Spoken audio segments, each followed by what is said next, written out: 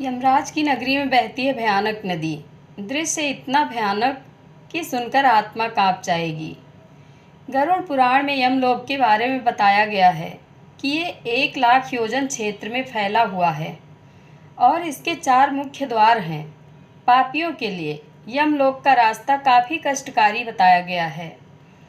इस रास्ते में वैतरणी नदी का भी उल्लेख मिलता है।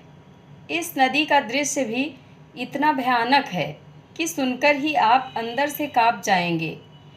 गरुड़ पुराण के मुताबिक जिस तरह धरती पर नदी में पानी बहता है, उस तरह इस नदी में खून और मवाद बहता है।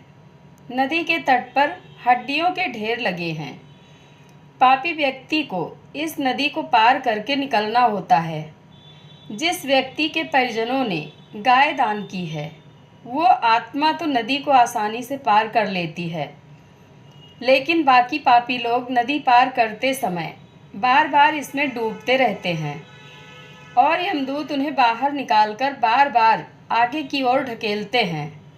गरुड़ पुराण में बताया गया है कि जब यमदूत पापियों को लेकर इस नदी के पास पहुंचते हैं तो नदी बहुत ज़ोर से गर्जना करने लगती है।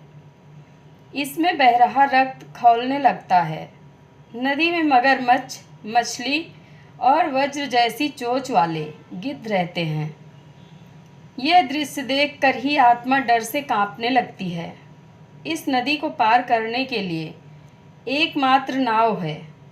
इस नाव को एक प्रेत चलाता है। वो आत्माओं से पूछता है कि तुम्हारे पास ऐसा कौन सा पुण्य है जिसके कारण तुम्हें इस नाव में बिठाला जाए।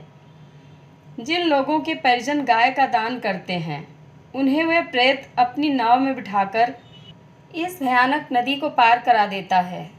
जिसके पास दान पुण्य नहीं होता, उनकी नाक में कांटा फंसाकर यमदूत नदी के ऊपर से खींचते हुए ले जाते हैं। इसलिए शास्त्रों में गौदान करने की बात कही जाती है। यमपुरी पहुंचने के बाद आत्मा को पुष्पोदका नदी मिलती है। इस नदी का पानी काफ़ी स्वच्छ है और इसके किनारे बहुत बड़ा वड का वृक्ष लगा है।